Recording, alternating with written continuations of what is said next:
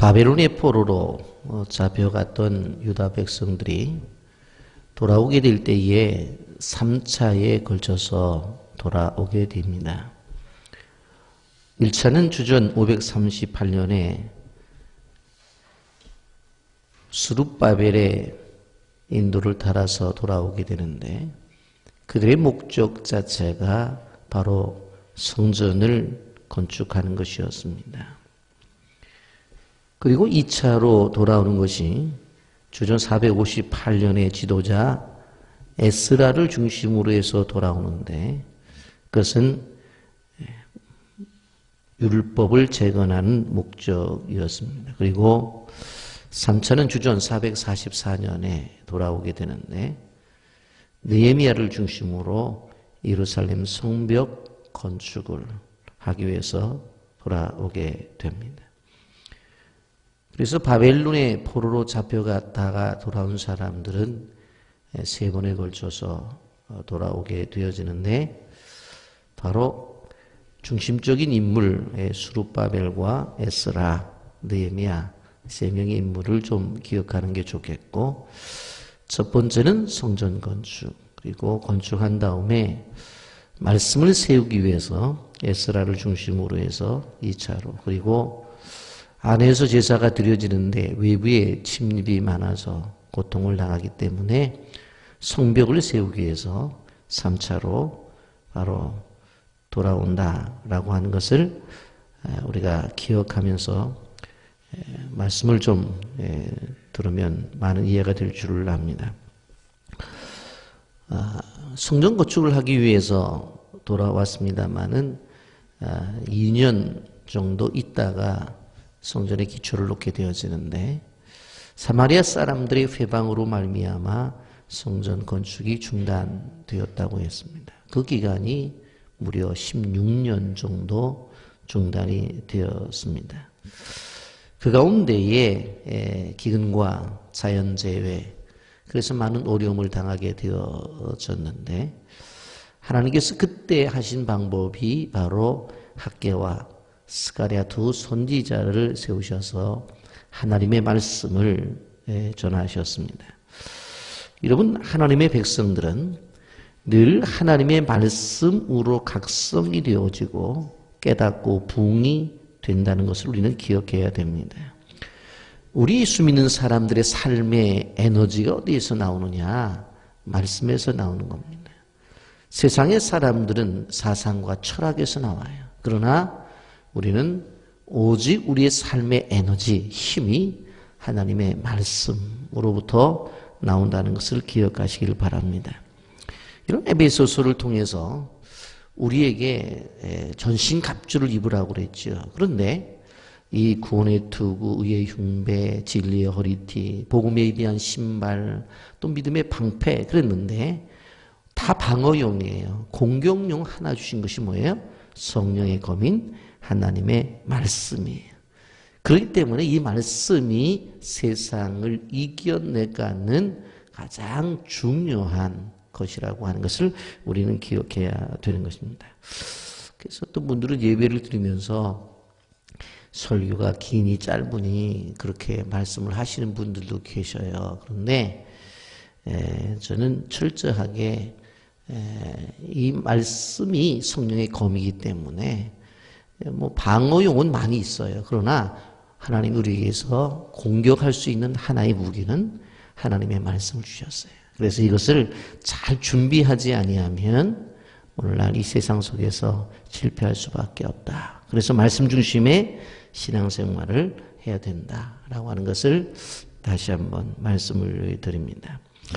여러분, 그런데 이제 다시 성전 건축을 시작하는데 실질적으로 또 무슨 일이 벌어지냐면 페르시아의 다뜨네와 스탈포네스라고 하는 총독이 와서 시비를 거는 거예요. 너희들 왜 이 성전을 그동안 중단되었던 것을 왜 다시 하려고 하느냐? 그리고 이것을 누가 허락을 했냐? 하고 시비를 걸어요. 그랬더니 유대 백성들이 뭐라고 말하냐면 고레스 왕이 하도록 했다 그랬으니 이 다뜨네와 스달보스네가 뭐라고 말하면 고레스가 누구냐고 물어보는 거예요.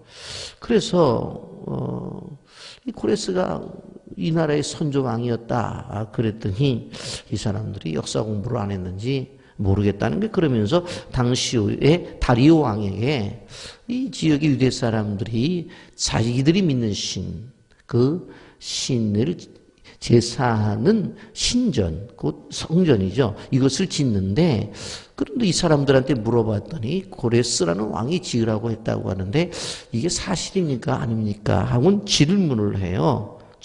그러면서 편지를 써요. 확인을 해달라고.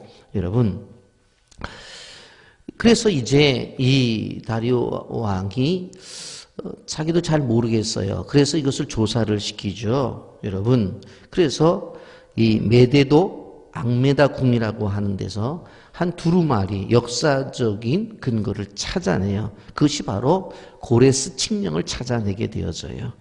여러분, 이것이 그 내용이 보니까 에스라서 1장에 있는 내용이 그대로 나타나요. 그래서 6장 3절에 보게 되어지면 여기 2절부터 보세요. 메데도 앙메다 궁성에서 한 두루마리를 찾았으니 거기에 기록하였을 때 고레스 왕 원년에 조서를 내려 이르기를 예루살렘에 있는 하나님의 성전에 대하여 이르노니 이 성전 곧 제사 드리는 처소를 건축하되 지대를 견고히 쌓고 그 성전의 높이는 60규빗이고 너비도 60규빗으로 하고 하면서 쭉 나오는 거예요. 그걸 찾아보니까 자신의 선조였던 고레스 왕이 분명하게 뭐라고 말을 했어요. 그 지으라고 얘기했어요. 그리고 4절 5절에 보니까 큰 돌 3켜에 새나무 1켜를 놓으라. 경비는 다 왕실에서 내리라 그랬어요. 이 모든 성전을 건축하는 비용도 누가? 왕실에서 제공을 해서 이것을 지어주라는 명령이 있었던 것을 발견해요. 사실 다리오 왕이 지금 왕으로 있을 때보다도 계산을 해보면 28년 전의 일이에요. 뭐 요즘 세상에는 그 긴 세상이 아닙니다만은 그때는 뭐 사실 역사적인 기록이나 이런 것들이 오늘 같은 세대가 아니기 때문에 아마 그것이 그렇게 드러나진 않았던 것 같아요. 그래서 찾아봤더니 28년 전에 선왕인 고레스가 분명히 지으라고 그랬고 그리고 돈도 왕실에서 대주라고 그랬단 말이에요. 그래서 이 다리오 왕이 그것을 보고 나서 이제 어떻게 해요? 이제는 자기가 다시 재공포를 해요. 재공포를 하는 내용이 쭉 나타나 있는 것을 바라볼 수가 있습니다. 그래서 6절부터 쭉 나타나 보면 이제 유브라데 강 건너편 정도 다뜨네와 스달보스네와 너희 동관의 유브라데 강 거편의 아비스 사람들은 그곳을 멀리하여 야 너희가 성전 짓는 데 와서 얼쩡거리지 마. 거기 괜히 기웃거리지 마. 괜히 거기 와가지고 되니 안 되니 말하지 마. 이미 28년 전에 우리 선조인 고레스 왕이 지으라고 했어.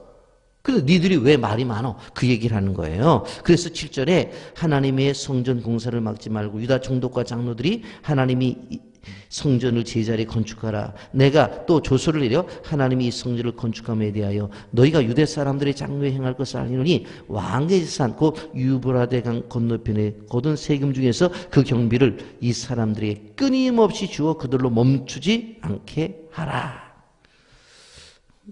하나님이 그렇게 하신 거죠. 고레스 왕이 뭐라고 말을 했어요? 왕실에서 대라고 했는데 우리 선조 왕이 결정을 해서 한 거니까 지금도 그 주변에 거둔 세금들은 성전 건축하는데 다 주라는 거예요. 다 주라는 거예요. 그래서 8절에 보면 끊임없이 주어서 그들로 멈추지 않게 하라. 여러분, 그러면서 제사를 드릴 것도 쭉 얘기를 하잖아요. 9절부터 보면 또 그들이 필요하는 것 곧 하늘의 하나님께 드릴 번제 수송아지와 순양과 어린 양과 또 밀과 소금과 포도주와 기름을 예루살렘 제사장 요구대로 어김없이 날마다 주어.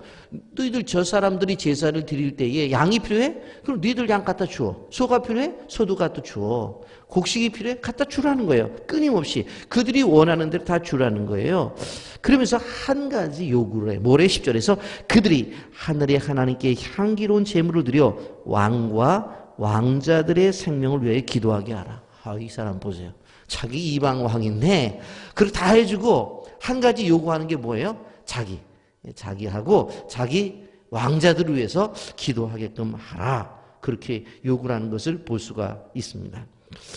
이걸 우리가 보게 되면 참 하나님의 역사라고 하는 것들이 하나님은 항상 우리가 생각해 볼 때에 교회 안에 있는 그 하나님을 믿는 그리고 하나님의 사람들을 통해서만 일을 한다고 생각해요. 그런데 오늘 성경을 보세요. 성전을 16년 동안 중단되었다 지었을 때에 얼마나 힘이 들었겠어요. 얼마나 많은 소진이 됐어요. 포로로 잡혀갔다 돌아올 때에 하나님께서 우리가 다시 한번 생각을 해보면서 기억해보면 왕의 마음을 감동시켰고 백성들의 마음을 감동시켰고 또 이스라엘 사람들의 마음을 감동시켰잖아요. 그래서 바벨론 사람들의 마음을 감동시켜서 금은 배물을 다 주고 짐승도 줬다 그랬잖아요. 그런데 16년 동안 그거 살아있겠어요? 다 썼지. 돈 없단 말이에요. 그러니까 다시 시작하게 하시는 거예요. 다시 시작. 그런데 다시 시작하는 상황 속에서 그 사이에 뭐가 들어가요? 고난이 들어가는 거예요. 고난이. 바로 다뜨네와 스달보스네 아비삭 사람들, 이 사람들이 짓지 못하게 하는 거예요. 그런데 그때에 다시 고레스 왕의 칙령을 발견하게 해서 다시 하나님께서 도움을 주도록 구조를 만드는 거예요. 이게 하나님의 역사라고 하는 거예요. 여러분 우리는 에스라 5장에는 곤란한 상황이었죠. 근데 6장으로 바뀌면서 어떤 일이 벌어져요? 최악의 상황 속에서 최선의 상황으로 바뀌어지는 거예요. 이게 하나님의 역사예요. 에스라서 5장에는 다뜨네와 스달보스네라고 하는 총독이 못 짓겠단 말이에요. 왜 여기다 짓느냐? 그리고 왕에게 일렀어요. 다리오 왕에게 얘네들이 봐요. 자기들의 신을 섬기는 성전을 짓는다고 말해요. 이거 말이 안 되는 거 아닙니까? 그렇게 회방을 놀았단 말이에요. 그런데 하나님은 그런 상황 속에서 그 최악의 상황을 최선의 상황으로 바뀌시는 분입니다. 이러한 축복이 여러분에게 있기를 주님의 이름으로 축복합니다. 여러분 분명코 우리가 알 수 있는 것이 무엇입니까? 이렇게 된 이유가 뭘까요? 하나님의 주권적 개입이 들어가셨어요. 하나님이 하나님의 힘으로 움직이신 거예요. 여러분 잠언서 21장 1절에 보면 왕의 마음이 여호와의 손에 있음이 마치 분물과 같아서 그가 임의로 인도하시느니라. 왕의 마음이 하나님의 손에 있는 것이라는 거예요. 그리고 우리가 대통령을 위해서 기도하는 것도 뭐 이런 정책 저런 정책을 핀다고 말하지만 우리가 기도해서 왕의 마음을 움직이시는 그 하나님이 움직이면 된다라고 하는 것입니다. 여러분 오늘 6장 2절 보세요. 메대도 악메다 궁중에서 한 두루마리를 찾았으니 거기에 기록하였을 때 찾게 하셔서 문제를 해결하시잖아요. 여러분 우리는 기억할 수가 있습니다. 선교지에서도 많은 고난을 당하는 선교사님들을 보죠. 그들이 요청하는 게 뭐예요? 제일 먼저 기도 요청이 들어오는 것을 볼 수가 있습니다. 왜 그래요? 왜 그래요? 모든 주권은 누가 가지고 계세요? 하나님이 가지고 계세요. 저는 얼마 전에 캄보디아 그 선교에 대한 정보를 들으면서 깜짝 놀랐던 것이 훈센 총리가 목사님들을 모아놓고 식사를 했다고 하는 얘기를 듣고 깜짝 놀랐어요. 사실은 그 사람은 소승 불교를 믿는 그러한 사람이. 그런데 상당히 목사님들을 좋아해요. 왜 그러냐면 캄보디아는 사실은 한국에서 우리 또 외국에서도 많은 선교사들이 지원을 합니다만은 선교비가 들어가지 아니하면 참으로 힘든 나라란 말이에요. 그러니 얼마나 좋아하겠어요. 그러니 선교사가 마음대로 활동을 할 수 있도록 보장되는 나라가 캄보디아예요. 그러니까 인도 차이나 반도 가운데서 정말로 캄보디아를 보면 매력적인 게 뭐냐면 그렇게 그 총리가 선교를 할 수 있도록 배경을 만들어 준다고 보면 그것이 뭐예요? 여기에 나타난 것도 마찬가지예요. 보면 하나님께서 지도자들을 움직여서 복음이 증거될 수 있도록 만들어 주시는 그러한 역사들이 나타난다고 하는 것입니다. 여러분, 또 한 가지 뭐냐면 하나님의 백성들이 특별히 움직인 것을 볼 수가 있어요. 대표적인 것이 학개와 스가랴 선지자가 말씀을 증거했고 그 말씀에 따라서 그들이 순종했던 것을 바라볼 수가 있습니다. 여러분, 우리는 좀 알아야 될 것이 무엇인가 하면 교회가 세상의 빛이고 세상의 소금이라고 말하는 것은 세상이 어두울 때에 교회가 빛의 역할을 감당하면 세상이 밝아지는 것이고 세상이 썩는다고 말할 때에 교회가 소금의 역할을 감당하면 세상이 썩지 않는다는 것을 바로 성경이 말해주고 있다는 것을 우리는 기억해야 되는 것입니다. 그러니까 결국 세상이 밝기 위해서는 어디가 먼저 밝아야 돼요? 교회가 먼저 밝아야 돼요. 썩는 세상이 썩지 않기 위해서는 어디가 썩지 않아야 돼요? 교회가 썩지 않아야 되는 거예요. 자, 그러면 왜 세상이 어둡냐? 교회가 어둡기 때문에 세상이 어두운 거예요.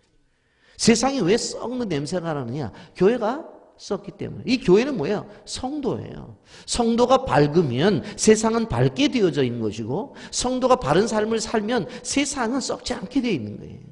이게 그런데 우리는 뭐라고 말해요? 세상이 없다고 말을 해요. 세상이 썩은 냄새가 난다고 자꾸 말해요. 자꾸 그 얘기만 해요. 그런데 그것을 성경적으로 보면 결국은 왜 세상이 어두워요? 교회가 어두우니까. 세상이 왜 썩어요? 교회가 성도들이 썩은 삶을 사니까 그런 거예요. 여러분, 우리가 알아야 되는 것이 요나서를 우리가 공부를 해봤습니다만은 요나서를 중심 있게 봐야 되는 것은 뭐냐면 요나 한 사람이 불순종하니까 배 안에 있는 모든 사람들이 고통을 당하는 거예요. 그러니까 결국 세상을 책임지는 것은 교회 공동체고 세상을 책임지는 것은 바로 하나님을 믿는 성도들이 책임을 지는 거지 저들의 죄 그걸 얘기하지 말라고. 제가 창세기 강의하면서 소돔과 고모라가 멸망당한 것은 그들의 죄 때문에 멸망당한 것이 아니라 의인이 없어서 멸망을 당했다고 제가 얼마나 큰 소리 내면서 제가 외쳤습니까? 우리가 알아야 되는 것이 뭐냐면 교회가 타락하면 세상 타락하는 거예요. 교회가 어두우면 세상이 어두운 것이지 이것을 가지고 자꾸 세상이 어둡다고 세상이 타락했다고 그렇게 말을 하면 안 된다고 하는 거예요. 여러분, 그래서 하나님께서 이 성전 건축을 마무리하는 중심에 누구를 각성시켜요? 하나님의 백성들. 그리고 더 나아가서 그들을 각성시킬 때에 어떻게 합니까? 바로 이 스가랴 학개 선지자를 통해서 말씀을 통해 갖고 시작하는 것을 볼 수가 있습니다. 여러분, 그래서 이렇게 변화가 일어나니까 16년 동안 진행하지 못했던 그 성전 건축이 5년 만에 완성이 됩니다. 6장 15절 다리오 왕 제6년 아달월 3일에 성전 일을 끝내니라. 성전 일을 끝내니라. 저희도 이 음성 듣기를 주님의 이름으로 축복합니다. 교회 건축 일을 끝내니라. 끝내니라. 좀 여러분 이 본문을 갖고 기도 많이 하셔야 돼요. 끝내니라. 여러분, 그래서 이제 그 성전 건축을 짓고 나서 어떻게 되어집니까? 에스라 6장 17절에 보면 하나님의 성전 봉헌식을 행할 때에 우리식으로 말하면 입당 예배를 드릴 때에 헌당 예배를 드릴 때에 숫소 100마리와 순양 200마리와 어린 양 400마리를 드리고 또 이스라엘 지파의 수를 따라 순염소 12마리로 이스라엘 전체를 위해 속죄제를 드리고 막 이렇게 많은 것들을 가지고 잔치를 해요. 잔치를. 그런데 여기 17절 후반절에 보면 이스라엘 지파의 수를 따라 순염소 12마리로 이스라엘 전체를 위하여 속죄제를 드리고 그랬어요. 사실은 이스라엘 백성들이 되돌아오게 되어질 때의 중심적인 지파는 유다 지파와 베냐민 지파예요. 그런데 지금 제사를 드릴 때는 12지파를 다 대신해서 제사를 드려요. 여러분 아셔야 될 것이 무엇이냐면 하나님이 큰 일을 하고 나서 그 하나님 앞에 우리가 감사를 할 때는 온 교회가 함께 감사를 하면서 그렇게 이야기를 해야 되는 것이지 여기 유다지파, 베냐민 지파가 중심으로 해서 돌아왔죠. 돌아올 때 제사장 들어왔죠. 찬송하는 자 들어왔죠. 성막을 지키던 문지기들 들어왔죠. 성소의 봉사자들 들어왔죠. 200만 가운데서 약 몇 프로, 2% 정도밖에 하는 5만여 명밖에 안 들어왔다고 했어요. 그런데 여기에 와서 성전을 짓고 제사를 드리는 사람들은 12지파를 다 동원시켜요. 무슨 얘기인 줄 아세요? 제가 나중에 이거 무지하게 강조할 거예요. 교회 입당 예배 드릴 때 아이고 저 집사님 와서 한번 현장 기도도 안 하던 사람들, 그렇게 얘기하면 안 되는 거예요. 뭐 들려오는 얘기가 뭐 헌금도 안 했다며 그런 얘기해서도 안 돼요. 어떻게 해야 되는지 아세요? 우리 모두가 함께 하나님 앞에 산제사를 드리고 함께 하나님 앞에 영광을 돌리는 자리가 되어져야 되는 거예요. 그래야지만 그것이 하나님이 원하는 하나의 공동체가 되어지는 것이지, 여기 지파, 여기 나와 있는 사람들이 얼마나 고생을 많이 했어요 하면서, 야, 바벨론에 아직까지 나무 애 데리고 산다며, 아니 뭐 사업이 잘 됐다고 떵떵거리고 산다며, 그렇게 하지 않고 정말 마지막에 하나님 앞에 봉헌의 제사를 드리는 사람은 12지파의 이름으로 하나님 앞에 제사를 드리는 거예요. 그래도 걱정했잖아, 그래도 뒤에서 기도해 줬잖아, 그래도 마음을 같이 했잖아 하면서 함께 가는 거예요. 함께 가는 거예요. 그 교회 안에 문제들이 나타나는 거 보면 자꾸 정죄의식을 갖는 거예요. 예? 정죄의식. 그래서 누가 그랬잖아요. 저 좀 보세요. 새벽에 저를 보시라. 그러니까 손가락질을 할 때 엄지손가락은 누구를 가리키고 있어요? 나를 가리킨다니까. 저 사람 그럴 때 나를 가리킨다니까. 저 사람이 아니라고, 나도 잘못됐다고. 함께 움직여야 되는 거, 함께. 여기에 하나님의 역사가 나타나고 하나님의 공동체, 그리고 하나님께서 주시는 원함이 나타난다고 하는 것을 우리는 기억해야 되는 것입니다.